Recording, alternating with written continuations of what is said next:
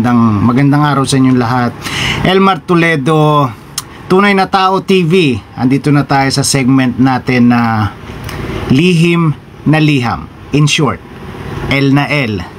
Kung meron kang sikreto na gusto mo nang ikwento, ang kaso nahihiya ka, huwag kang mag-alala.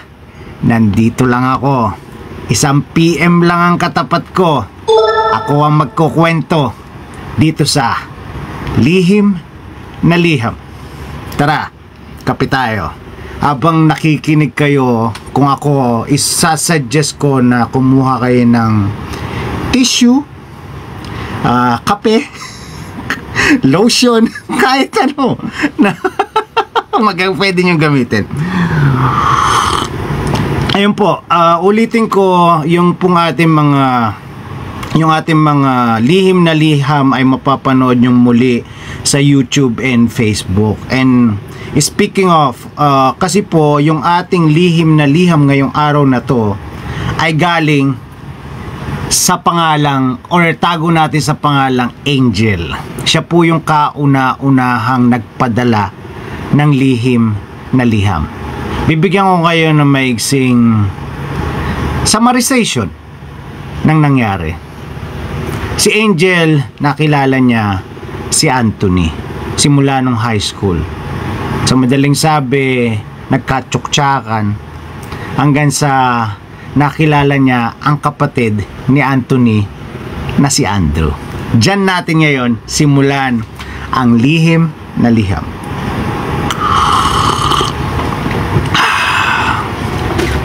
Dear Papa L, magandang umaga sa inyong lahat at sa iyong mga taga-subaybay. Alam ko na marahil ay nabitin kayo sa aking unang liham na ikwento ko sa inyo ang nangyari sa amin ni Anthony. Alam ko rin na marami ang nagtatanong kung ano nga ba ang status namin ngayon, kung nakikita pa ba kami ulit, kung nagkaroon ba kami ng relasyon, at kung ano ang naging sunod na tagpo sa amin ng kuya niyang si Andrew. Ituloy natin ang kwento.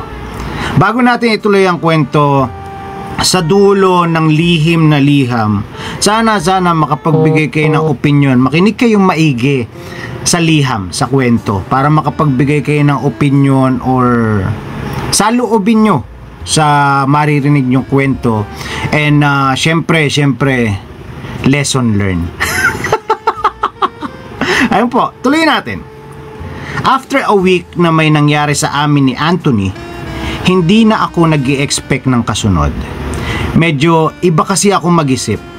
Sabi nga ng mga friends ko, masyado daw akong pessimist. Parang nabasa ko to, kailan lang. Kumbaga, I always tend to see the worst will always happen. Nothing good will come out of this.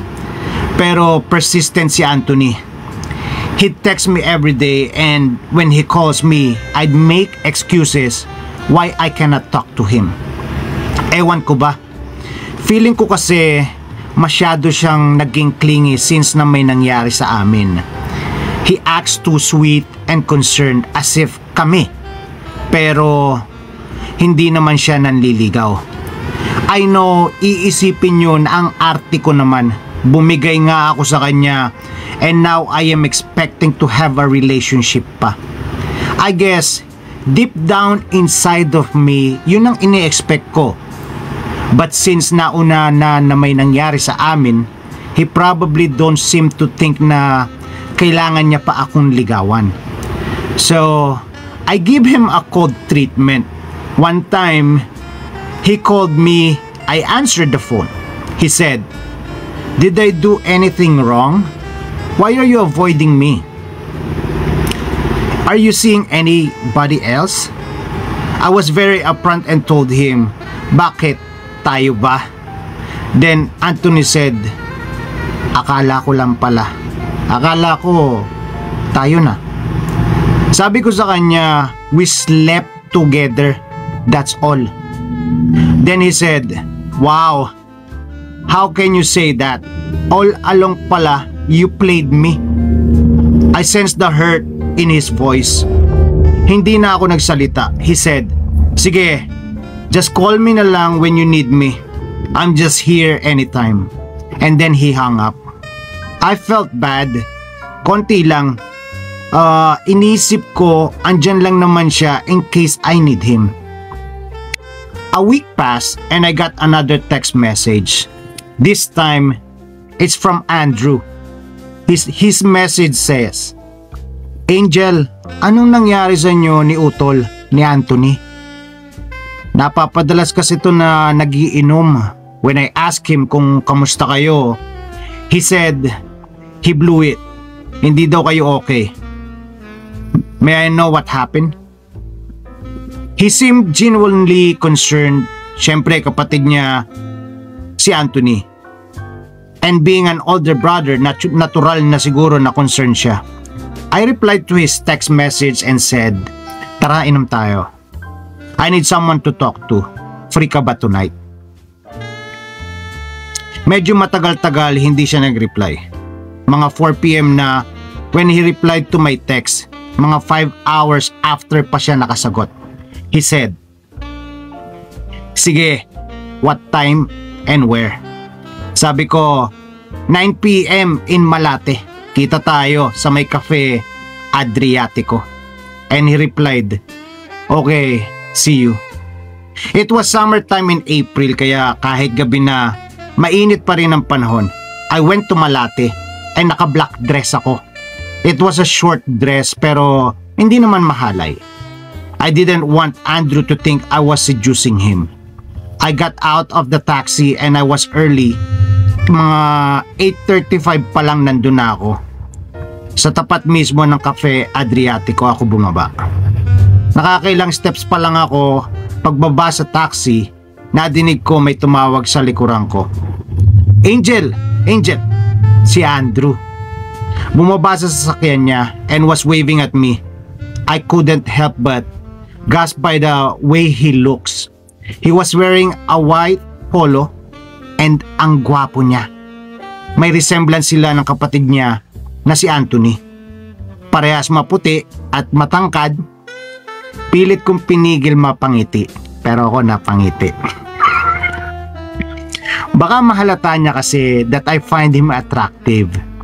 Slowly, I walked towards him sa parking area pero sinalubong niya pa ako. It was a Thursday night and hindi crowded sa Malate that time. He asked where I wanna go. So, sabi ko mag-ikot-ikot muna kami and we'll decide together. So, habang naglalakad kami, he asked me if I'm okay. Sabi ko, okay lang naman ako. I'm just confused. Then he asked, kaya ka ba confused kasi you like me too? Napahinto ako. Was I that obvious? I faced him and said, bakit mo naman nasabi yan? He smiled and said, joke lang, inaasar lang kita. Ang cute mo kasi kapag naiinis ka sa akin eh. Then naglakad ako, binilisan ko. He tried to catch up with me, sabi niya, I really have that effect on you, no? You really don't like me? Without looking at him, I said, lakas mo kasi mangasar. Then he laughed. We decided to go inside one of the bars na less crowded and yung music wasn't too loud. He asked if I ate dinner na ba or inom na lang ang gusto ko. Sabi ko, I just want drinks. We ordered a bottle of vodka, yung Absolute Courant, and I bask for sliced fruits. Yun kasi ang trip ko while drinking. Siya naman, he ordered food for both of us. Hindi pa daw kasi siya nakapag-dinner. Kaya pagdating ng alak, tagay agad ako. Nagulat siya and he said, alak na alak. Sabay tawa. Sabi ko, yeah, I need to let it all out. So ayun na nga, I talked to him about me and Anthony. He listened attentively naman. Naiilang ako ng bahagya kasi nakatitig lang siya sa akin as I talk. Magkaharap kami sa table. I cannot look at him. Feeling ko mababasa niya what I'm thinking if I look at him in his eyes. And then dumating ang food and he ate. Natakot akong kumain kasi nag-inom na nga ako before niya pa matapos ang meal niya. Halos nakalahati ko na yung bote ng vodka. And medyo quiet na ako. Ewan ko, kapag may tama na ako, I'm the type of person na tumatahimik. Para bang mas gusto ko nag-iisip. Ang dami kong gustong sabihin but I cannot say it. Sabi niya, Angel, okay ka pa ba? Sabi ko, yeah, medyo tinamaan lang yata ako. Then he stood up from his seat at tumabi sa akin. Sabay bulong. Sabi ko sa'yo, wag mo ako titigan eh. Yan tuloy, tinamaan ka na sa akin. Lumingon ako sa kanya. Ang bangahampasin ko siya sa braso pero bigla niya pinigil ang kamay ko at bigla niya akong hinalikan. Nagulat ako. I pulled away. Hinahawakan niya ako and pulled me closer and kissed me again. This time, hindi na ako nagpigil and kissed him back. Konti lang ang tao sa bar and madilim. I honestly don't care if there are people staring at us. He kissed me so intensely, so passionately, I couldn't help but moan. Then he stopped. He looked at me and said, "That's what I want to hear." And I kissed him again. Part of me is saying no, pero a part of me also wants this. So I stopped and said, "I'm confused. I don't think this is right." He looked at me and he said, "Ikaw na nagsabi na walang kayo ni Anthony. Sa atin baka pwedeng merong tayo." I stood up and I started to walk out the door. Agad-agad nagbayad si Andrew ng bill. Nasa labas na ako waiting for a taxi pero naabutan niya ako. Sabi niya, "Ang labo mo, Angel. Gusto mo ba ako o hindi? Namimili ka ba sa aming magkapatid? Lahat ba sa'yo mind games?" Nahihilo na ako that time and naikot na ang paningin ko na out of balance ako and I guess napansin niya din. Kaya naman, as a gentleman, inalalayan niya ako and he told me, "Ihahatid na lang kita." Magmamatigas pa sana ako pero wala pa rin taxi. So he insisted. Kaya I walked with him towards his car. Nakaalalay siya sa bewang ko habang naglalakad kami. O, inom muna tayong kape.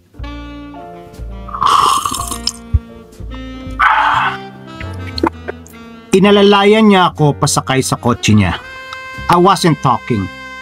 Tahimik lang ako at hilong-hilo na rin ako. Di ko na malayan na nakatulog ako. Nagising ako, nakastop na ang kotse. Mag-isa na lang ako sa sasakyan. Nakita ko nakapark kami sa loob ng isang gated house. Lumabas ako at nakita ko si Andrew. Nakaupo sa trunk ng kotse, nagkakape. Nagulat siya nung nakita ko. Sabi ko, "Nasaan tayo? Anong lugar ito?" Inabutan niya ako ng mug. Mainit pa ang kape. Sabi niya, "Relax ka lang.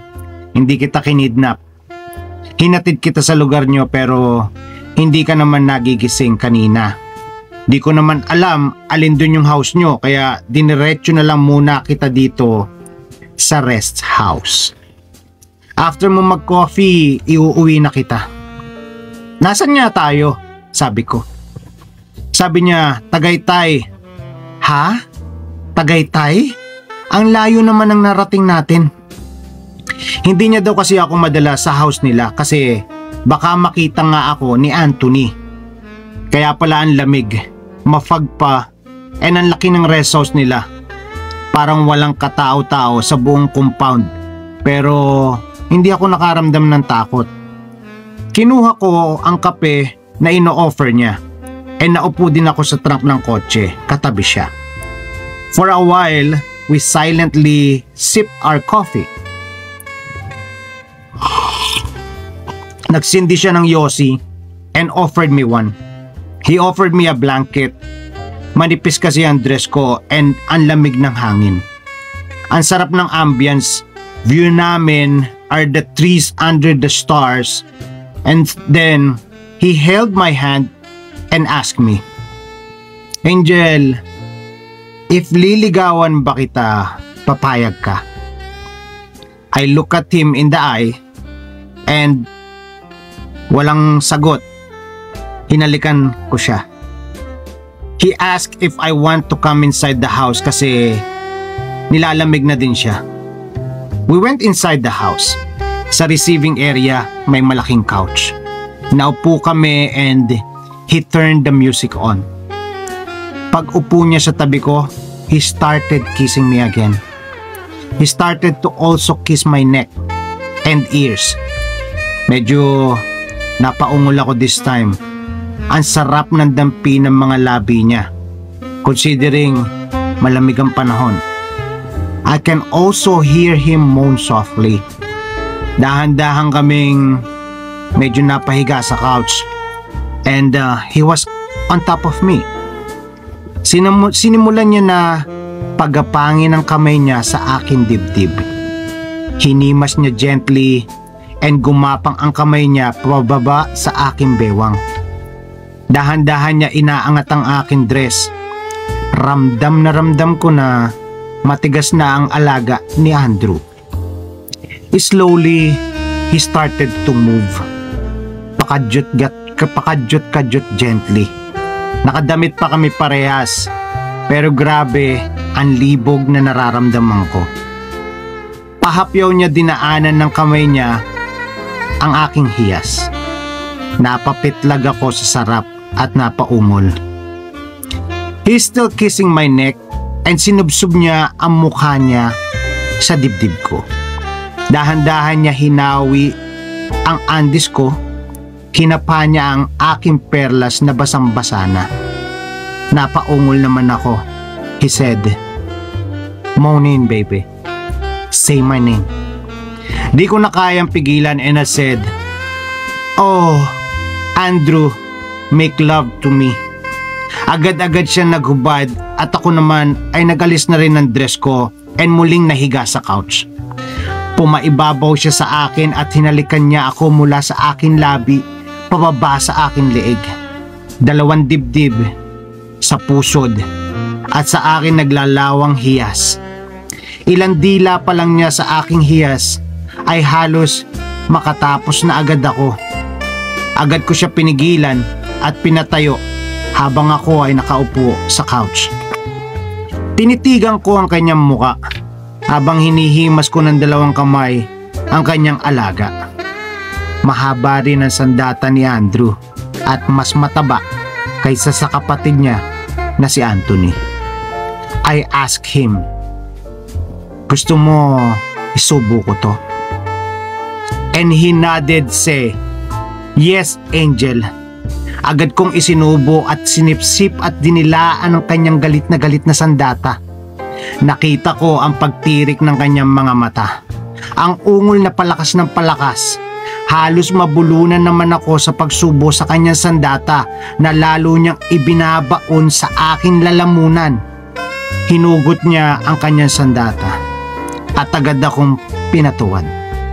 Hinawakan niya ang balakang ko at itinahaya niya ako sa couch. Nang nakahiga na ako, he said, "I want to see your face when I make love to you." Ayoko nang nakatalikod ka.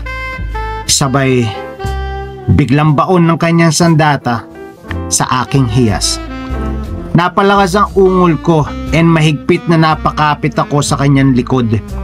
Hinaplos niya ang aking muka at nakatingin sa aking mga mata sa bawat bayo ng kanyang balakang. Malalim at mabilis ang kanyang mga bayo. Habang pinapanood ang bawat reaksyon ng aking muka, "Please moan my name, Angel," sabi niya. Hindi ko na pinigilan at bawat ungol ko ay lalo niyang binibilisan ang pagbayo sa akin hanggang sa nakaraos na nga ako. He asked, "Gusto mo pa ba umisa bago ako?" I said, "It's okay. Okay na ako." And he continued na bayuhin ng ilang beses pa hanggang he said, "Oh, I'm going to come already. Angel, I'm coming. And isang madiin na baon pa at nilabasan na nga siya. After niya labasan, he kissed me. Hingal na bumagsak siya sa gilid ng couch pero bahagya pa rin nakapatong sa akin. Hindi pa rin niya hinuhugot ang kanyang alaga. Matigas pa rin. Kumilos ako para makahiga siya ng maayos sa akin tabi. Then, to my surprise, he said, I love you, Angel. Sobrang nagulat ako, and I guess he was also shocked sa nasabi niya. Hindi ako nakasagot. He kissed me and he said, it's okay. You don't need to respond to that. I understand na complicated tong nangyari. I stood up and went to the washroom to clean myself. And paglabas ko, nakabihis na rin si Andrew. He asked me if I want to sleep first before niya ako ihatid pa uwi. I said hindi na. I want to go home na. Nung palabas na kami ng house, biglang nag-ring ang phone ko. Si Anthony, ang kapatid ni Andrew, tumatawag. It's about 2 a.m. I looked at Andrew and said, tumatawag si Anthony. He said, answer it if you want. So I did. Ewan ko, but when I answered, ni-loudspeaker ko. Maybe because I want Andrew to hear what Anthony has to say. I said hi, and he started to ask me if anong ginagawa ko kasi hindi daw siya makatulog. He said he wants to know if he can officially court me. He realized daw na he wasted so many years na and hindi na siya papayag to let me go again. Narinig lahat ng iyon ni Andrew. And then, he was looking carefully sa reaction ko. Hindi ako makasagot kay Anthony. Nakikinig lang ako. Then he walked towards the car and in-start niya na ang kotse. Nadinig ni Anthony and he asked kung nasan ako. I lied and I said, I'm with a friend. Pauwi na rin ako. I said that I will think about what he said and sabihan ko siya bukas kung anong sagot ko. Then we said goodbye and hung up. Pagsakay ko sa kotse, hindi na naimik si Andrew. Nag-drive lang siya. Tahimik lang din ako. Awkward silence, kagaya ng unang beses na hinatid niya ako. Dahil madaling araw na walang traffic, in about an hour nasa Manila na kami, he pulled over sa street namin and before ako bumaba, he held my hand and he said, I know where I stand and I want my brother to be happy. Please choose him and please be good to him. Our secret is safe with me. And he smiled and kissed me gently sa aking mga labi. I smiled back and said, thank you, Andrew. And then that same day, I responded back to Anthony. I called him and I said that I'm willing to give us a try. So after 2 months, we were officially a couple already. We were in a relationship for almost 2 years. I would still see Andrew kapag may family gathering sila. We'd say hi and hello and keep things casual as if nothing has ever happened between us. I also found out later on that he has a long-time girlfriend who he eventually married. And then they now have 3 kids and happily married. And also I got married to someone else and had kids of my own. My marriage didn't work and I'm separated for 3 years now. Si Anthony, he's still single and we actually would occasionally still see each other. I can say that we are in a no-label type of relationship. He wants to be committed but I can't because I'm not legally separated yet. Who knows? Maybe when the time is right, I can get a divorce and we can continue our love story. For now, we are both happy with what we have. Salamat muli sa pakikinig sa aking lihim na liham. More power to your show And thank you. Nagmamahal. Angel. Ayun. Maraming salamat po. Sana na-enjoy nyo yung storya ng ating sikretong kwento dito sa Lihim na Liham. Ano ngayon ang masasabi nyo? Any opinion about, parang ang bigat, magkapatid sila, but since high school, kilala na ni Angel itong si Anthony, and then all of a sudden, yung sa first part nga, panoorin nyo sa YouTube, may nangyari sa kanila ni Anthony sa bahay nila. And then sa kasamaang palad, yung banyo, double door. So dun unang nakita ni Andrew si Angel. And then ito nga yung storya. So nakita silang muli, gusto nang manligaw ni Andrew, and at the same time may nangyari pa sa kanila. Ang kaso, right after may nangyari sa kanila, tumatawag ngayon itong si Anthony na akala ni Angel dinidisregard na siya. Diba? And then, yun nga, after how many years nagpakasal may asawa na si Andrew, may anak din. And then si Angel, same thing, kaso hindi maganda yung kinalabasan ng kanyang married life. And then ang natirang binata, si Anthony. So ano masasabi nyo? May chance pa kaya na maging sila ulit? Diba? Pero hindi na rin occasionally nakikita sila. But it never said, hindi niya sinabi kung meron ba silang communication. Diba? Iba yun eh. Para sa akin, ha. Kaya magbasa tayo. Pahamak talaga yung kasi diba, kung napanood niyo po yung mga past episode natin sa ating Lihim na Liham sa YouTube. mostly po may alak. And last week pala, yung alak, hindi pa siya nakapag-ahi. Oo, stop drinking. Ayan, lesson learned. Kailangan na ni Angel umawat sa pag-inom. Mahal pa ni Anthony si Angel. Siguro kaya din hindi pa siya nakikipag-commit kahit kanino. Masasabi kong ganun, ha. Iyon yung masasabi ko para sa akin din. And then paglasing malambing. Pahamak yung halik sa tenga. Yung alak sabay halik sa tenga. Naku po, kahit ako. At please lang, ito yung isa sa lesson learned ko eh. Kung alin ba ang mga kababaihan at nandun na kayo sa eksenang ganun, huwag nyo nang tatanungin. Huwag nyo nang tatanungin kung gusto kayo isubo. Hindi, wala pa nga, tol. Wala pa. Yun, ano daw title nito? Wala pa. Bigyan natin ng title. Isipan natin kung anong magandang title nito.